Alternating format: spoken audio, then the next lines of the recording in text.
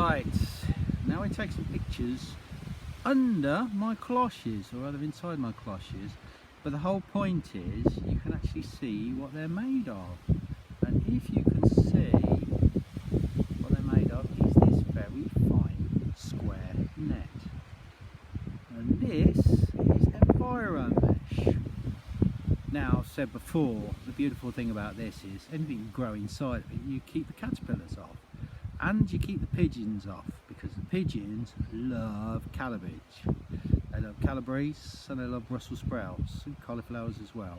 All of these will get nobbled by pigeons if I don't cover them up.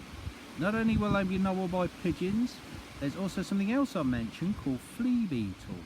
Now the flea beetle go in little swarms around your allotment, and they'll eat holes in any leaves that the swarm meets. But with this net up, hopefully it's not going to meet mine.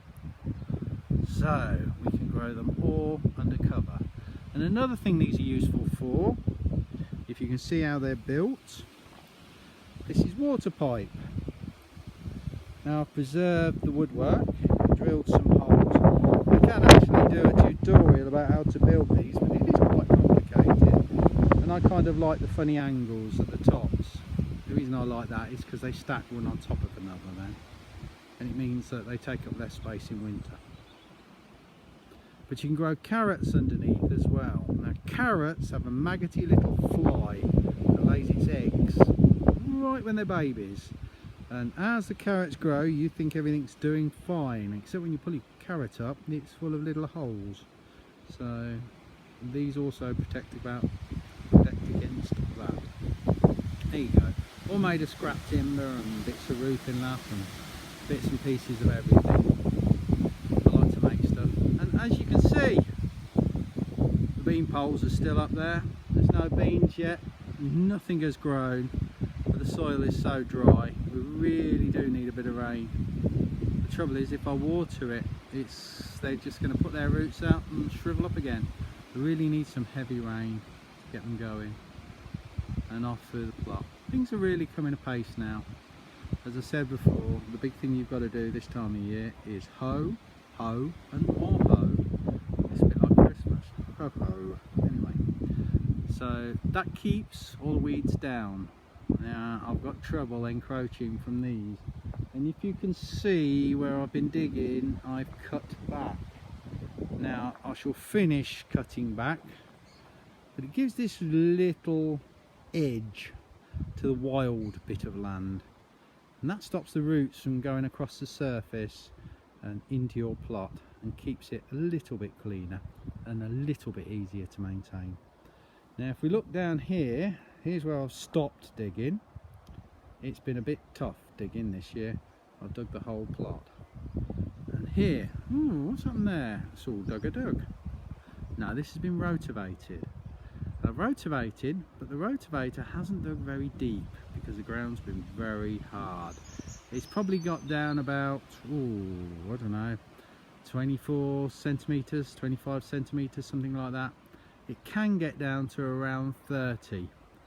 I wish it had, but it proved so difficult and so dry, and this is such heavy clay soil. Really wants improving. Now I haven't taken the weeds out, all I've done is chop them up. So I expect this to be really weedy, and I expect to have to work hard to keep the weeds away from this year. But it can't be helped. I just had no more time left, and I had to get plants in. And being in now, and the big thing you have to do with them, especially these things, which is cucumbers, is keep them watered. These plants love lots of water. You can't really water them enough. So if you can see how I've planted them a little deeper. You can see very easily with this one. We'll come down in close. If you see, all the soil around is a lot higher than the cucumber. And the cucumber, although I've planted it at soil level, is sitting flush with the soil. But about 10 centimetres below the soil around it. That just makes it easier to water, because when I get my watering can, I'll fill up that complete pit with water and let it soak in at its own leisure. And that way the water goes exactly where I want it. I often grow tomatoes as well down the allotment, but last year potato blight hit them. I had a really good crop, went on holiday for 2 weeks, come back and there was nothing but black mush, and the potato blight had taken the whole lot out. Potato blight's not a problem with tomatoes usually if you grow them on a patio or inside, but does tend to make life on the allotment a little difficult for tomatoes. So this year I've not grown them here. Anyway, hopefully in a few weeks you'll see the difference, and how much difference there'll be. These things are huge. Some pumpkins can get about the size of a mini car.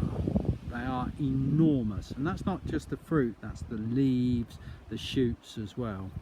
And if you do get shoots that travel along the ground, every so often put some soil over the stem, because it helps them and increases the size of your pumpkins, because it allows them to put more roots down into the soil to get more water to pump up those pumpkins. Cucumbers on the other hand, really we don't pick until, well, when they're ripe to pick, they're not ripe to collect the seeds from, so they're really an unripe fruit. But pumpkins you pick when they're ripe. So really, cucumbers, pick them as soon as they're big enough to eat and they're sweetest.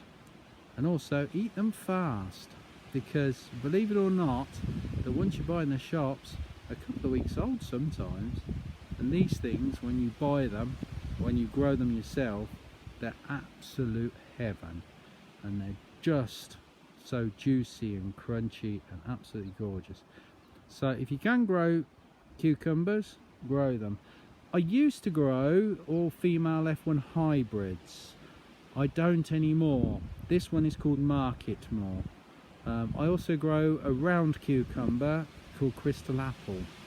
The reason why is crystal apples are just big enough for one plate at once without having to cut a cucumber in half. The Market Moors, they're traditional shape but a bit shorter. All of them you have to peel if you grow them outside, but I find the fruits are better.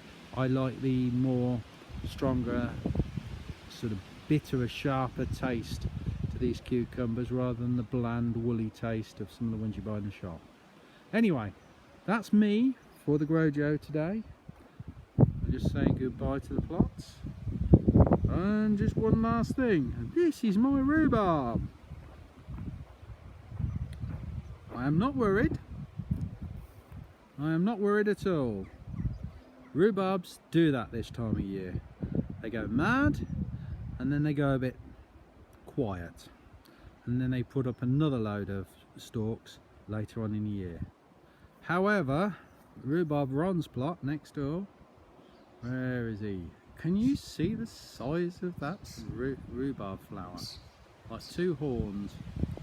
The seeds are almost ready now, so I shall have a variety of seeds and I'll try and grow my own clones.